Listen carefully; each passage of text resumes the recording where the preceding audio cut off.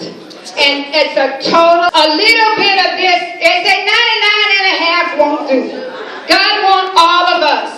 And he told us he wants all of us because he said in Romans 12, it was Romans 12, chapter 1, 2, and he says that if you present your body a living sacrifice, holy and acceptable unto God, which is your reasonable service. That's what he wants from us. And he said, what shall we say then? Shall we continue in sin? God forbid. We can't keep living in sin and say we're loving and committed to serving and following God. It's just not going to work. And he said, certainly not. That's not what he's intending for us to do. But what that living sacrifice means today, he literally wants us to be living dead. You got that? We're alive, but we're dead because we're dead to sin and our willful self and our willful lust and our own desires. We're dead to all those areas of our life so that we might be able to live the true nature that God has called us for. And he wants us to know there's a big difference between a relationship and religion. And as we present our bodies a living sacrifice to God, we need to make sure that we are committed and rooted in a relationship with God and not just to rules and regulations. And in the Catholic Church, we call them traditions. Too often people confess structure for surrender. The cross of things, we cross out things on a list. I heard that this morning. We cross out things on a list, or we keep a list full of religious rules, do's and don'ts and all that. God is not interested in our lists. God got his own agenda. And all he wants to know is his name, his priorities, his presence, his this, everything about God. He wants it all there in front of us where we can see it constantly, a daily reminder. And see, by religion, I mean an external hindrance to some rules and some practices in the name of God that are completely apart from him. And how do we know that? Because we might be in church all day long and don't have no heart for God or to serve God. Instead, we got a form of godliness and denying the power thereof. That's what it says. Our heart is so far from God. We know we're doing nothing more than coming to church, getting everybody's Kool-Aid, trying to be busybodies, causing confusion, causing chaos, because we don't have a life connected to Christ. And that's why we do that. So we want to be able to get connected to God. Imagine this, turning in a paper. Here's somebody who did this paper, did all the research, went to class. Now this is a college class, I'm kicking big, somebody on the way to college.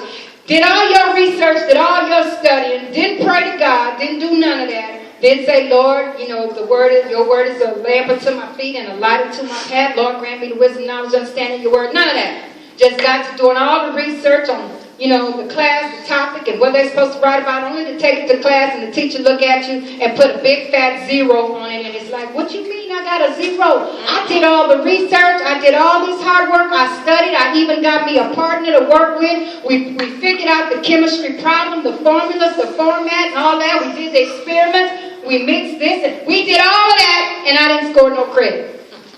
And you wonder, why would something like that happen? Because, see, God can turn around like this did in this lesson. They said, the teacher writes a note, the 0. It said, great effort, great performance. Great everything, wrong assignment. We can do all of laying up the treasures in heaven. We can lay it all up. We can lay it all up. I had 401k, thank you, Jesus. I had IRA. I had college fund 529Cs, not one, I had 2. I had this, that, I had Union Bank, I had Chase Bank, I had Wells Fargo Bank, I used to have Bank of America, I used to have USC Federal Credit Union. Okay. I worked there for 7 years and 7 months, and then I went back. Amen. I used to have it all. It used to be there. You think that's not America? It used to be. So I politely took my step and I used every resource I have. Now that's foolish to you, but it makes sense to me. Because see, God can't put nothing in me if I got my treasures laid up in all them places, waiting for retirement to come, waiting for this to come and for that to come, and I be cut off and somebody else going to be enjoying my money. I don't mind blessing my children. The Bible said we're supposed to be a blessing to our children and our children's children. And by the time I get ready to die, I'm going to do just that. But for right now, it was my time.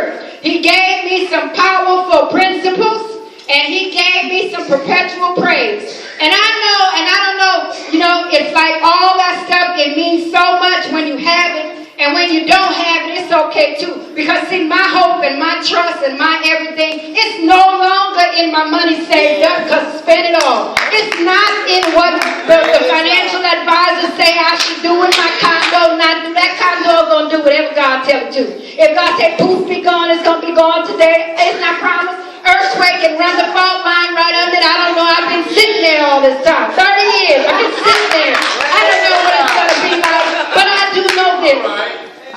I do know that there's a God who says that if we just trust him and we build on a solid foundation that's wrapped up, tied up, and chained to him. Everybody got chains, hooking here, chains hanging there, and God said break all those chains. I like that song. I can't sing that song.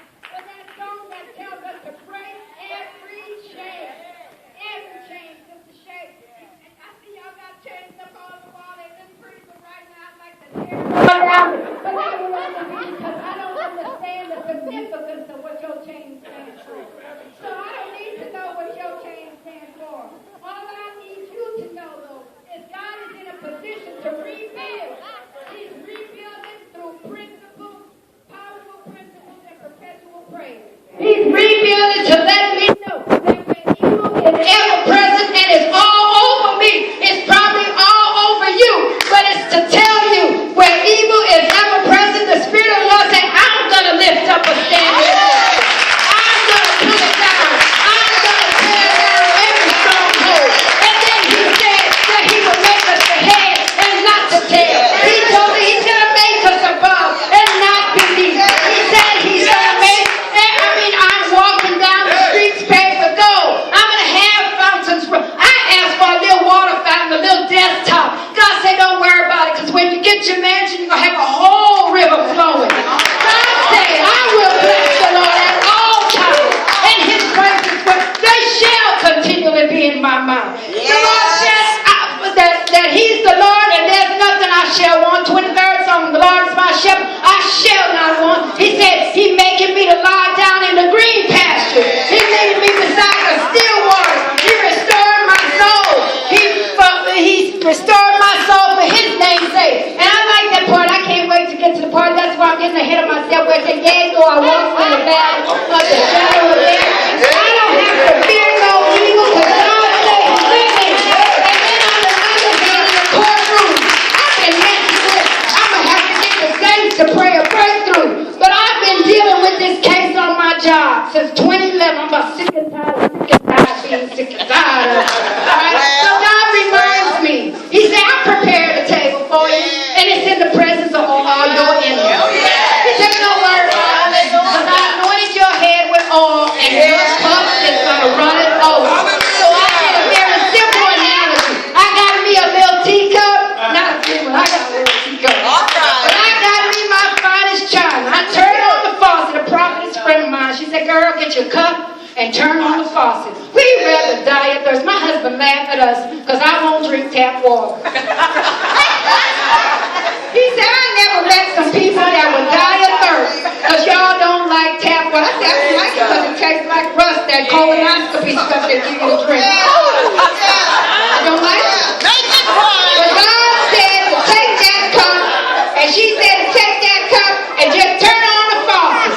And when you turn on the faucet, the water gonna bust all open. And girl, that little cup, Sister Stacy, will overflow and overflow and overflow and overflow. And God showed me. He says he who gives us the power to get well. And it's the power that working within us. He said everything you need, everything we need is already in us.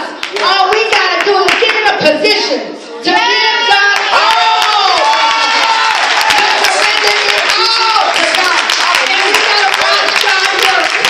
I don't care what it looks like. Because I was ministering. I was on the phone call to tell my sister hello this week.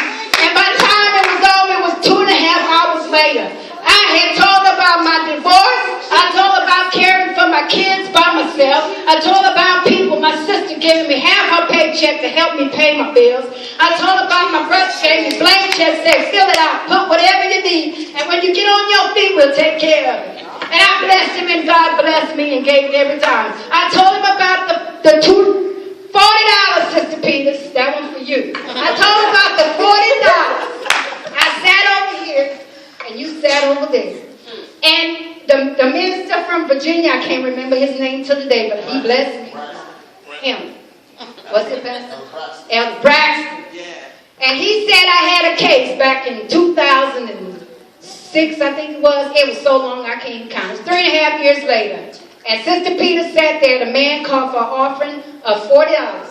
And I felt so bad, but you know, I don't feel bad today because when I got it, I give it. I don't mind writing you a check for $2,500 for some tithes. God bless you back. But Sister Peter said, go put this in the offering. I had $2 to my name. I had no gas in the car and didn't know how I was taking me and my children off that church parking lot on that night to go back home. We in revival. And that Elder Braxton said from Virginia, he said, your job, y'all remember the story, Sister Allison. You were supposed to help me pick up my money. Remember that? Remember?